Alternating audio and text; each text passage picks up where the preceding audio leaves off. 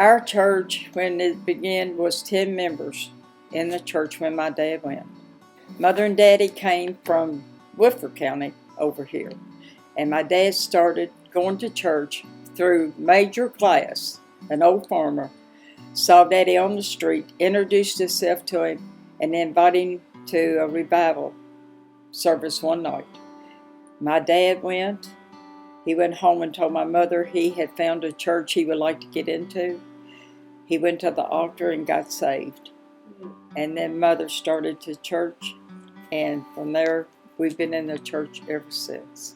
When we first started out, we was probably the youngest ones in church, and now we're next to last being old. Yeah, we used to be in the honeymoon class. Yeah, we had a revival one time. That's what I was trying to think. At the right. other church. It lasted 7 weeks. It just kept going from week to week. It was so good. It couldn't end. And it was amazing. That's when Brother Roebuck was here. The Spirit was there every night when they walked in. The singing was going on, and sometimes they wouldn't have no preaching at all. Just people going to the altar and praying, and it was wow. I don't think it was planned to go on, but it would just keep going. Maybe it's kind of like when we would finish up, they'd kind of say, "Do we want to meet again?" It's almost 100% every time, so we kept meeting again. Having big services always on Easter and Sunday, everybody would show up, and we would fill the church and have people in the room to the right and people in the choir loft and chairs in the aisles, and in that church we would have 400 or more. One year we even brought in the Spear family and rented John L. Hill Chapel and had around 700 that year. They sort of had us named as Holy Rollers because there was a lot of shouting. Let me tell you, there was a lot of shouting and people running the aisles and testimonies. People would get up and just start testifying. There was always something, some kind of a program at the church.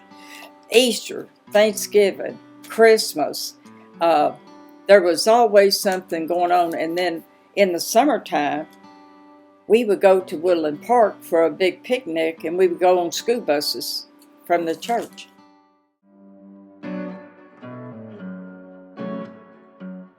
My brother needed a pair of shoes, and we was on a farm. We grew chickens and cows. So Mother would gather the eggs. She would take the cream off the milk, and and she made butter. And there was a little building down on Washington Street called the Creamery, and they would take that down and sell it. And so this one Wednesday night, Lois needed this pair of shoes, and she sold this. She sold the cream, the butter, and the eggs for $5. That would have bought Lois a pair of shoes. Well, while she was sitting in church, it was time for the collection plate to come by, and she was very compelled to put that $5 in the collection plate. And she had a battle with it, and she said the closer it got, the Lord kept telling her, put that 5 in, and she did. And on the way home, she told Dad, she said, I put the $5 in the collection plate, knowing that Lois needed a pair of shoes. And he said, the Lord will provide. He will take care of us. On that weekend, our landlord came in from Lexington, told Daddy she wanted to go over the farm and look at the cattle and everything. When they came back to the house, she said, Mr. Oliver, she said, I feel like I need to give you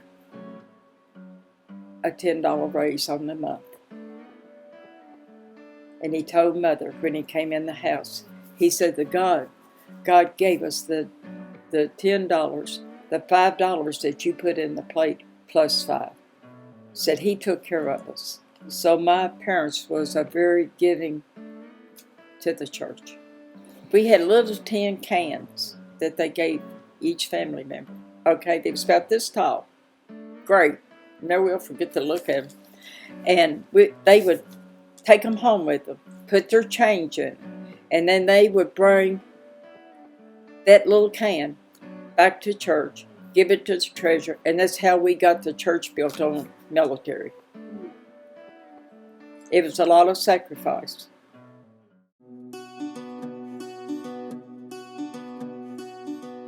Everybody loved Roebuck. He was here 23 years. He would get going and get every word he'd say. He'd get a little higher and get out of breath, you know.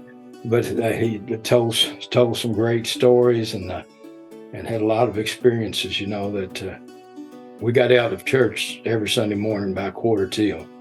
I think that was so we could beat the Baptists to the restaurants. So, but you could put your clock on him and he would be done. We had 3 different sets of Pollys. The one Polly, Ezra Polly, and his wife had 14 kids. So they would fill up the church, and they're still sprinkled throughout the church and the community. Of course, Brother and Sister Rice. Brother Rice was always on the platform in one way or another, leading the music. I loved the way he led the music. He just belted it out and you know, sing that verse again or sing another chorus. So, you know, he really did a good job with that and had really a lot put on him because he was also the superintendent for at least 30 or 40 years.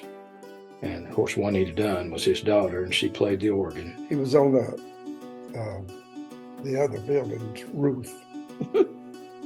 And Juanita, his daughter, they called her and said, "Your dad's up on the roof." And I think he must have been 87 or 86, something like that. Had some age on him. And she come up, she said, "Dad, get off that building." And she made him get off, and he let her know that he's going to work till he died.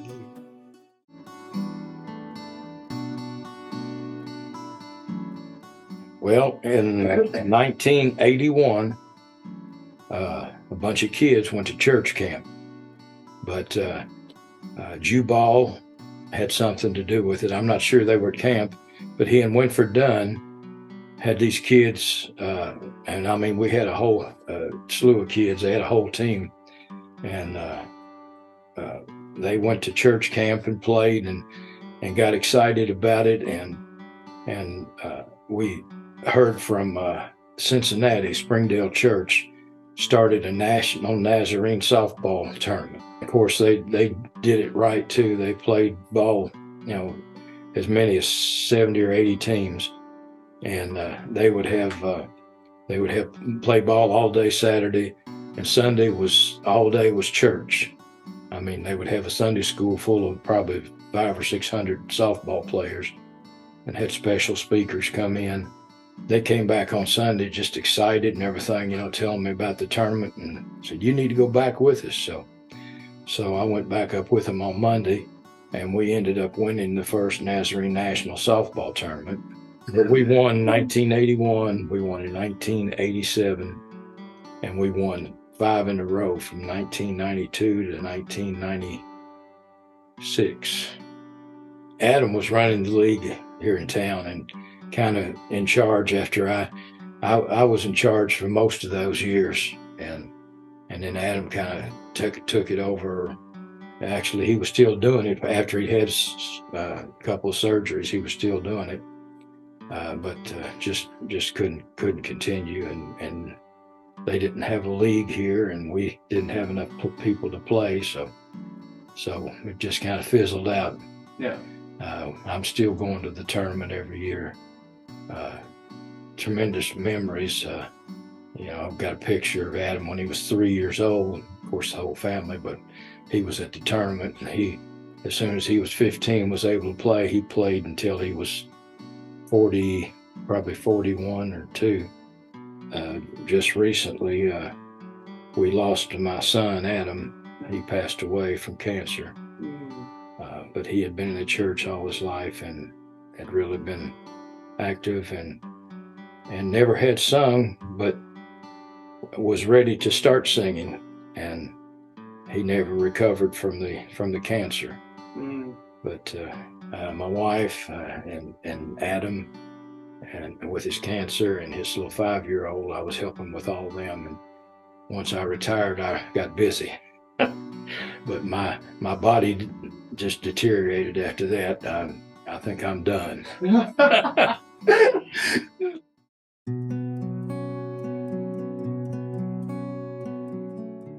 Well, we've got the lot first, all of this lot. They bought 11 acres here. And the lady that lived over in the corner that owned this, and she ended up giving us, We donate made most of it, we didn't she? made one payment. Once a year, we made the first payment, and when we made that, she turned it over and wrote paid in full. So we got 10 acres or 11 acres here for one payment, really. Well, we started in the gym, and we were in there several years. I'm not sure how long now. And then we raised money to build this sanctuary. The pastor, Mason, and some of us met. I think it was the board meeting or some kind of meeting we had, and we wanted to, and the pastor, of course, wanted that too, that we raise the money to build a mission church before we built our sanctuary. And so we did that. We raised $10,000 for a mission church in Ecuador, and even took a team there to build the church. Normally, churches don't last for about 30 years, and this has been going 100 years, and it's still ranking good. My parents said when they passed away to remember, always stay in church and stay true to God, because we will be back together again someday.